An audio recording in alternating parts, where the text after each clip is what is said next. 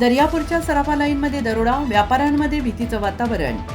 दर्यापूर शहरातील गजबजलेल्या सराफा लाईन परिसरात आज दरोडा पडल्याची प्राथमिक माहिती समोर येते आहे. या घटनेमुळे संपूर्ण शहरात खळबळ उडालेली आहे.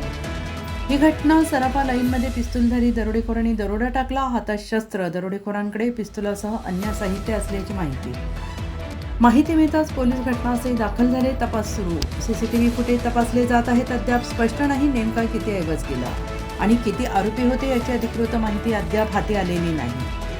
सराफा लाईनसारख्या व्यस्त व्यापारी भागात दरोडा झाल्याने व्यापारी आणि नागरिकांमध्ये भीतीचं वातावरण आहे.